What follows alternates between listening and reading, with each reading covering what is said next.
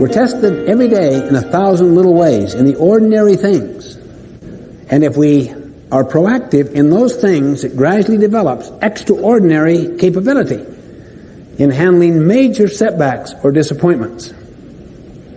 But oftentimes, we look into the more spectacular, the more dramatic, the larger issues to see the obvious energy of proactivity, of habit one. For instance, Viktor Frankl, the Austrian psychiatrist, imprisoned in the death camps of Nazi Germany because he was a Jew, experienced unbelievable indignities and tortures. He was raised in the Freudian tradition that you're basically a product of your childhood. He worked on that assumption, that paradigm. But while he was in the death camps, he began to observe some very interesting things. Some people were animals, others were saints, with the same circumstances. He himself experienced terrible things. Some of his own loved ones were cremated. He expected the same fate. For some reason, they saved him for experimental purposes. One day, they stripped him naked, put him under white light, and began to perform those ignoble sterilization experiments upon his body, and he discovered what he called the last human freedom. The power to choose my response to any condition, to anything that happens to me, he called the last human freedom. And he cultivated a sense of meaning, so that he saw himself in his imagination lecturing to his students in Austria following his release from the death camp about the very experiences he was having at the time, about the insights, the learnings he was acquiring.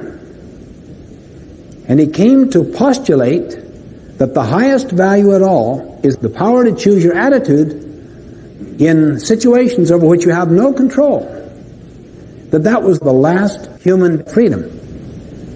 If you want to see evidence of that, how many of you have ever had a loved one, a dear friend, family member, go through a terminal illness with a magnificent attitude? How many have experienced that?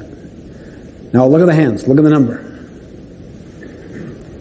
How many of you were enormously inspired by such modeling? Same hands. I just saw that with my sister, Marilyn, who just recently passed away. The night before she died, she told me, my only desire is to teach my children and my grandchildren how to die with dignity and with a desire to contribute and to live life nobly and based on principles. And the cancer inside her lungs was like a tree growing up. But her whole focus during the months, even years that preceded this, was constant teaching. Those children and grandchildren and friends and loved ones will be inspired and ennobled by such modeling, such mentoring the rest of their lives. Between what happens to us, the stimulus, whatever has happened to us, or what is now happening to us, between that stimulus and our response is a space. In that space lies our power and our freedom to choose our response. In these choices lie our growth and our happiness. In other words, with the right choices, eventually the response we choose begins to influence the stimulus. This is what Viktor Frankl discovered.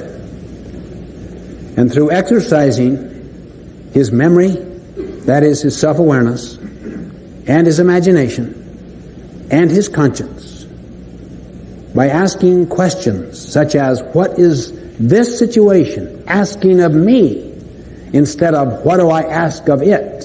Why are they doing this to me? And also by exercising his own independent will, this freedom became larger and larger until it was larger than his Nazi captors. Not his liberty. Liberty is a condition of the environment. Liberty is a condition of the externals. Freedom is a condition of the person, of the internals. We have control over our freedom, not in the short run over our liberty. However, in many situations, not necessarily all, the more you control your freedom and expand and deepen it, eventually you will influence the liberty of your life, the options, the alternatives that are available to you. Eventually, your head will create your world. Your response to the stimulus will eventually influence the stimulus. And to some degree, he experienced that. He also had the hypothesis, or tried to look at the hypothesis. What enables these people in the death camps to survive? Is it their survival skills? No. Is it their intelligence? No. Is it their health? No. Those things were eventually equalized, lost.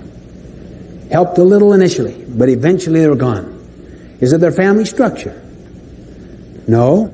The thing that enabled survival was a vision of the future, a sense of meaning about a work yet to do, a contribution yet to make. And this became the basis for his brilliant autobiographical account of these experiences called Man's Search for Meaning. Even a friend of his was so miserable he wanted to commit suicide, and Frankel pressed him, "Why don't you?" He said, "Because if I predecease my wife, it would make her so unhappy and miserable, and I love her so." That alone gave him meaning to survive. And he would constantly ask the question, what is life asking of you in this situation? Don't let the things you can do nothing about interfere with the things you can do a great deal about.